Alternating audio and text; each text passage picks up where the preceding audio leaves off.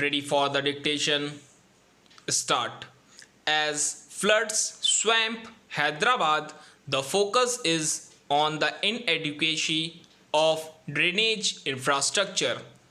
A deep monsoon depression over the west central Bay of Bengal, which weakened as it moved over Telangana, resulted in downpours over several districts in the state, severely affecting the city of Hyderabad as well. On October 13, the monthly average rainfall of Hyderabad for October 103.6 mm according to SkyMet was surpassed on a single day when 192 mm of rain fell. According to the India Meteorological Department, this is the highest rainfall for October recorded in Telangana's capital since 1903. Such a high intensity downpour in a short span is bound to affect a densely populated urban area, and Hyderabad was no exception. At least 24 people were killed and several localities submerged and isolated following incessant rains and the overflowing of the city's lakes. Other districts were badly affected too.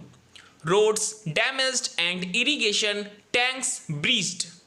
The monsoon storm that never became a cyclone has managed to cross the East Andhra Pradesh and West coasts, North Karnataka and Maharashtra of India.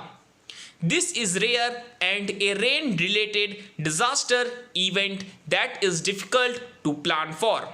Floods and deluges, like any other disaster, disproportionately affect the poor. Disaster management agencies have managed to limit the impact of the disaster, as many of those marooned in submerged areas and flooded houses were rescued. But the extent of the damage and the turmoil show a lack of preparation and disaster mitigation, a problem that plagues most urban centers in the country. Much of the damage was due to the overflowing of lakes, in particular the Hussain Sagar Lake in the middle of the city, and the breaching of storm water drains. Construction over lake beds and encroachments of drainage channels have been identified as problems that have exacerbated flooding and inundation in the city in the past. The deluge in August 2000, for example. But the little that has been done to unblock existing storm drains over the last decade has not been enough to handle the requirements of the city, which still depends upon an antiquated sewerage and drainage system. Hyderabad urgently needs to expand and remodel its drainage system. Besides lakes and canals, wetlands and watersheds play a vital role in absorbing excess rainfall, but regrettably rapid urbanization in the Twin Cities has resulted in the loss of a large portion of the wetlands.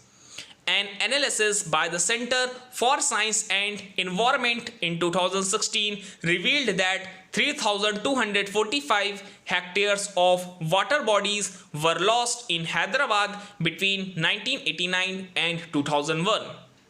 In the long term, the effects of flooding due to deluges can only be mitigated if urban planners take into account the hydrogeology of cities and ensure that construction, development and land occupation do not take place in a way that reduces the area of wetlands. Stop.